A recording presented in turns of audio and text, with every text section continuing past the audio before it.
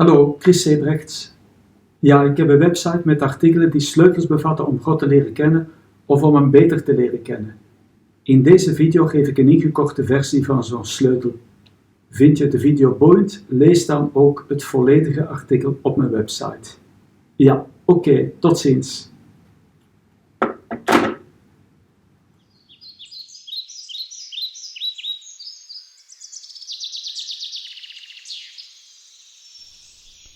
Yoga, mindfulness en meditatie zijn in Vlaanderen immens populair en de positieve effecten worden alom geprezen.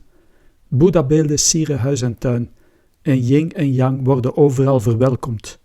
Wat uit het Verre Oosten komt, maakt nu deel uit van onze cultuur en wordt niet meer herkend als godsdienst. Een beetje zen doet het altijd goed. Die nieuwe religiositeit is sterk in opmars en heeft in Vlaanderen het christelijk geloof grotendeels verdrongen. Maar is het gras echt groener in die andere weide? Tijd voor een factcheck, toegespitst op yoga. Een correcte lichaamshouding en een juiste techniek in zaken ademhaling zijn goed voor de gezondheid. En dat is wat de yoga voor beginners inhoudt. Onderzoek toont aan dat die hatha yoga ook een positieve invloed kan hebben bij stressgerelateerde klachten. Maar die vorm van yoga kan een opstapje zijn naar andere vormen, die nauw verweven zijn met de Oosterse levensvisie. De psycholoog Miguel Farias leidde in 2010 een onderzoek aan de Universiteit van Oxford omtrent de effecten van yoga en meditatie. Hij startte het onderzoek als een believer, maar zijn zoektocht naar wetenschappelijk bewijs voor de positieve effecten leidde tot andere conclusies en maakte hem erg kritisch. Hij stelde in een interview met Vrij Nederland het volgende, ik citeer: "Het viel me vooral op dat er heel veel van wordt verwacht. Meditatie, mindfulness en yoga zouden je minder angstig en depressief maken. Ze maken je rustiger en meer ontspannen, gelukkiger ook, en creatiever en barmhartiger. Je wordt er een beter mens van en je kunt er zelf de wereld mee veranderen. Maar dat is niet zo. Vrijwel alles wat we erover lezen in de media is zwaar overdreven." Einde citaat. Op de VRT Nieuwssite werd op 15 juni 2019 een uitgebreid artikel gepubliceerd over de schaduwkant van meditatie. Uit een Britse studie bleek dat 25% van de bevraagde personen uitgesproken negatieve ervaringen hadden bij meditatie, zoals angst, paniek en paranoia, hallucinaties, herbeleven van traumatische gebeurtenissen enzovoort. Ook wordt melding gemaakt van een onderzoek van professor Philip Raas aan de KU Leuven naar het effect van mindfulness. Ik citeer de conclusie: "Laat je vooral niet wijsmaken dat je moet mediteren. Ook dat is volgens Raas een compleet foute boodschap. We moeten allemaal genoeg bewegen, dat wel. Maar moeten we allemaal mediteren? Nee, nee, nee." Einde citaat. In deze video zal ik dit thema verder uitdiepen. En vooral ook kijken of we die Oosterse levensvisie kunnen combineren met het authentieke geloof in Jezus. Maar het christendom zoals dat in de voorbije 2000 jaar werd verkondigd en beleefd, staat soms mijlenver van de originele boodschap. Wie oog heeft voor alle wantoestanden, begrijpt dat velen de kerk en het christelijk geloof de rug hebben toegekeerd en zoeken naar alternatieven. Of ze zoeken naar geloofsverdieping en ze horen dat yoga en mindfulness neutrale technieken zouden zijn om een dieper bewustzijnsniveau te bereiken.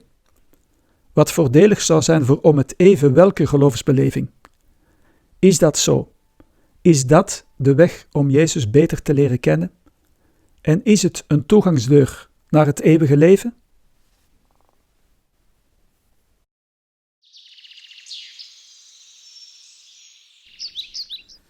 Bezig zijn met zingeving is een goede zaak. Maar die zoektocht kan ergens uitmonden waar je liever niet wil zijn. Het zoeken naar innerlijke rust begint bij yoga, dat zich in de eerste plaats presenteert als een techniek om te ontstressen. Maar wie yoga aanbiedt, heeft vaak grotere ambities dan het wegnemen van ongezonde stress. Want de leraar belooft aan wie doorzet een volkomen welzijn. De Kundalini en de Tantra Yoga openen nieuwe perspectieven en leiden je binnen in een spirituele wereld. Het moet je toelaten om de verborgen werking van lichaam, ziel en geest ten goede bij te sturen. En het zou het antwoord zijn op de nood aan zingeving en rust in onze gejaagde wereld. Er is een lucratieve markt met aan de vraagzijde velen die grote noden en hoge verwachtingen hebben. Aan de aanbodzijde is er vaak idealisme en de oprechte wens om anderen te helpen en de wereld te verbeteren. Natuurlijk is het goed om tot rust te komen en de aangeboden technieken tot onthaasting kunnen ook effectief werken. Maar yoga gaat uit van een wereldbeeld dat aansluit bij de New Age-beweging. Reiki, waarzeggerij, spiritisme, magie, astrologie zijn dus dichte of verre familie. Paranormale technieken worden voorgesteld als een gave van God en een zegen voor de mensheid. Een natuurlijk medicijn zonder schadelijke bijwerkingen. Toch vermeldt de Bijbel die technieken expliciet als een no-go-zone. Het zich openen voor die alternatieve wereld van de pseudowetenschappen houdt serieuze risico's in. De nagestreefde innerlijke rust is dan ver te zoeken. Zeker wanneer je te maken krijgt met lastige bezoekers, entiteiten of geesten die je al of niet gewild uitgenodigd hebt en die je blijven achtervolgen. In de politiek heb je soms onverzoenbare visies. Raoul Hedebouw van de marxistische PTP en Tom van Grieken van het Vlaams Belang kunnen niet door één deur, want hun standpunten omtrent mens en maatschappij zijn diametraal tegengesteld. Beiden zouden het als een belediging beschouwen wanneer ze over dezelfde kam geschoren worden. Toch gebeurt zoiets ten aanzien van levensbeschouwingen. Velen denken dat visies die op essentiële punten elkaar tegenspreken, in wezen op hetzelfde neerkomen. Mensen die weten dat je gelovig bent, verwachten dan ook dat je enthousiast zal reageren wanneer ze zeggen dat ze yoga doen, sacraal dansen of iets in die stijl. Ze denken dat ze in jou een zielsverwant ontmoet hebben. Maar er zijn grote verschillen tussen die Oosterse weg en de weg van Jezus. Natuurlijk zijn er ook gelijkenissen. Christendom en boeddhisme hechten allebei groot belang aan de intenties van de innerlijke mens en de noodzaak om foute verlangens te bestrijden. Het achtvoudige pad bevat ethische voorschriften die gelijkenis vertonen met de bergreden. Beide levensbeschouwingen hebben ook oog voor een onzichtbare wereld en het feit dat de dood een overstap is en niet het einde. Maar zoals hierna zal blijken, zijn het godsbeeld, de ultieme bestemming en de weg daartoe totaal verschillend. Yoga legt de focus op zelfbevrijding en dat staat haaks op wat Jezus leert. Wie de Oosterse weg bewandelt, moet vertrouwd raken met nieuwe begrippen en een nieuw jargon. Karma, chakras, energetische velden, aura, rebirthing, healing, long rounding, samadhi, reïncarnatie enzovoort. Die woordenschat wordt aangevuld met christelijk taalgebruik. Woorden zoals licht, liefde, hoop, waarheid, medeleven, rechtvaardigheid, gelijkheid, integriteit, die sinds het begin met het christendom zijn geassocieerd, worden overgenomen, maar ze krijgen een andere inhoud. Dat gebeurde vooral sinds de Golden Sixties, toen enkele goeroes de Oosterse levensvisie exporteerden naar het Westen. Gekende begrippen worden gebruikt en dat stelt de leerling die zich niet te ver wil wagen gerust. Komt het niet allemaal op hetzelfde neer? Hij krijgt de indruk dat het ten diepste niet zoveel verschilt van datgene waarmee hij reeds vertrouwd was. Het fundamentele onderscheid wordt verdoezeld, maar de vlag dekt een andere lading. Rituelen en begrippen die in het Oosten onlosmakelijk verbonden zijn met het Hindoeïsme of het Boeddhisme, worden in het Westen daarvan losgekoppeld. Zo lijkt het tenminste. Toch herhalen velen wanneer zij mantra's reciteren telkens weer religieuze formules of de naam van een hindoegod. De bedoeling van sommige ademhalingstechnieken en van de yoga zonnegroet is de 7 chakras of energiecentra te openen. Bewust of onbewust verbind je je dan met een geestenwereld en stap je binnen in een domein waar occulte krachten spelen. Maar bij gebrek aan kennis van de vreemde taal en dieper inzicht in de rituelen worden die handelingen door de amateur beschouwd als leuke, onschuldige symboliek. Wat uit het oosten komt is cool en hip, maar ligt de aantrekkingskracht niet deels in waarden die vooral in onze westerse cultuur zijn ingebed? Waarden die volgens het oosterse denken geen blijvende betekenis hebben, doch slechts als tussenstap nuttig kunnen zijn voor de persoonlijke bevrijding. In het oosten is liefhebben niet het te bereiken doel. Wie de volmaaktheid heeft bereikt, kent geen sympathie of antipathie meer. Wanneer de persoonlijkheid verdwijnt in het nirvana, dooft alle liefde uit en resteert slechts de ultieme leegte. Yoga kadert in een religieus wereldbeeld dat door de eeuwen heen het Verre Oosten heeft gemodelleerd tot wat het nu is. Willen we een maatschappij die evolueert in die richting? Een maatschappij met zoveel structurele ongelijkheid? En willen we als persoon gaan lijken op de boeddhist of de hindoe? Wanneer je consequent de Oosterse weg volgt, kom je terecht bij een andere mens in een andere wereld.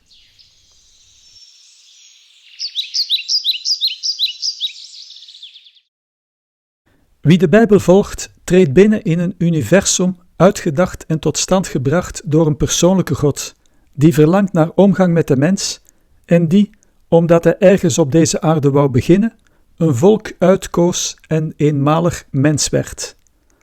Jezus, die niet enkel informeert en zegt hoe de mens behoort te leven, maar die ook doorheen zijn dood en opstanding de mens kan bevrijden van het kwaad en van de dood.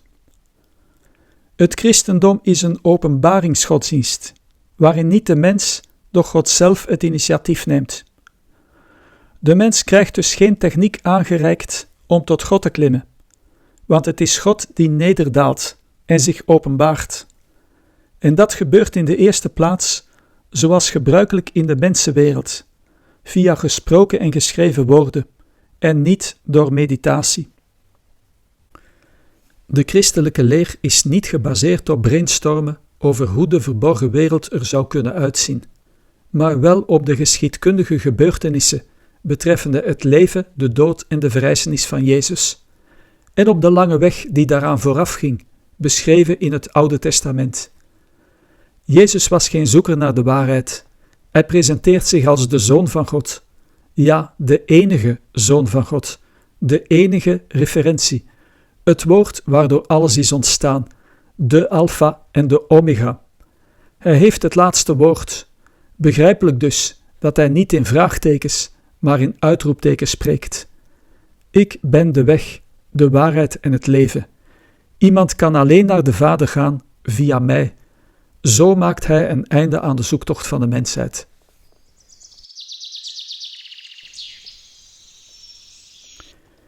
Yoga gaat vooral over meditatie.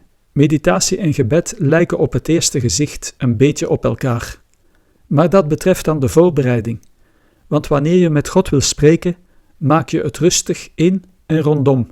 Je trekt je terug om niet gestoord te worden door conversaties, tv en internet.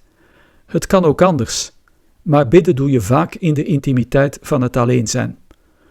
Toch is het gebed heel verschillend van de meditatie. Bij het gebed ga je even inwaarts om je vervolgens extravert te richten op die gans andere. Wat je hebt gehoord breng je nadien in de praktijk in het gewone leven. Dat contact opnemen met die gans andere gebeurt op een beredeneerde manier. En ook de emoties zijn wel gekomen. Je spreekt God aan in gewone taal en niet door het steeds weer herhalen van een mantra in een taal die je niet begrijpt. Met het Onze Vader en met veel andere uitspraken nodigt Jezus de mens uit om zijn wel en wee met God te delen. Soms is het niet meer dan vertoeven in zijn nabijheid. Maar vaak vraag je Gods bijzondere tussenkomst, vanuit de wetenschap dat Hij almachtig is, en wanneer Hij uitgenodigd wordt, de zaken bijstuurt. Die vraag om medewerking is maar zinvol wanneer je mee wil werken aan de operatie schone handen. En dat betreft dan de intenties, gedachten, woordenschat en doen en laten. Kortom, het ganse leven. Bij meditatie ben je helemaal alleen, want aan de andere kant is er niemand die luistert. Je gaat altijd dieper inwaarts, alsof je het nulpunt van je verwekking wil bereiken. Mediteren lijkt op het zich ontkleden. Je doet afstand van al hetgeen aan je persoonlijkheid werd toegevoegd sinds je geboorte, om terug te keren naar je diepste oorsprong. Je gebruikt daarvoor allerlei technieken, met als doel het uitschakelen van het verstand en de gevoelens. Zo beleef je misschien, net als de goeroes, een diepe religieuze ervaring. Wanneer je bidt tot God, stel je je ontvankelijk en kwetsbaar op. Het lijkt alsof je een woning binnenkomt en de beschermende jas aan de kapstok hangt. Maar verder hou je al je kleren aan. God wenst je te ontmoeten met alles erop en eraan, om je nooit meer te verlaten. De gevoelens, het verstandelijk inzicht, de bereidheid om ernaar te handelen, komen in het gesprek aan bod. Want je moet bekleed worden in plaats van uitgekleed te worden. Je moet hem lief hebben, met heel je hart en je ziel, heel je verstand en heel je kracht. Natuurlijk kan er ook hier sprake zijn van het zich ontkleden, want vuile kleren moet je achterlaten. Met Gods hulp kom je los van haat, wrok en misplaatste trots, maar ook van minderwaardigheidsgevoelens. De oude ik-gerichte mens moet plaats maken voor de nieuwe, die niet het resultaat is van eigen inspanning en veel spirituele oefeningen, maar van hetgeen Gods geest bewerkt met jouw bereidwillige medewerking. De gelijkenis tussen meditatie en gebed is slechts oppervlakkig. Kort na de start lopen de wegen al uiteen. Wie mediteert loopt langzaam en dan gaat de andere richting uit. Hij loopt schaars gekleed en hoopt zich straks van al zijn kleren te ontdoen.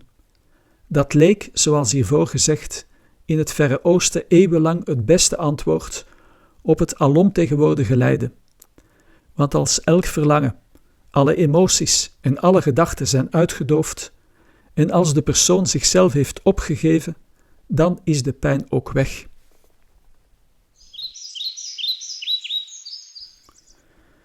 De joods-christelijke weg en de oosterse weg gaan een andere kant uit.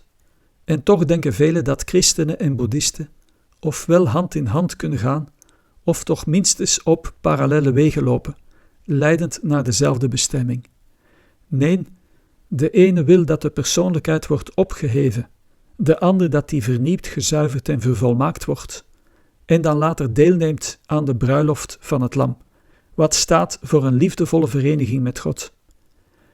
In het oosten sta je er alleen voor. Elk is verantwoordelijk voor zijn eigen karma. Wel ga je ervan uit dat je het algemene welzijn, harmonie en wereldvrede bevordert in de mate waarin je jezelf bevrijdt.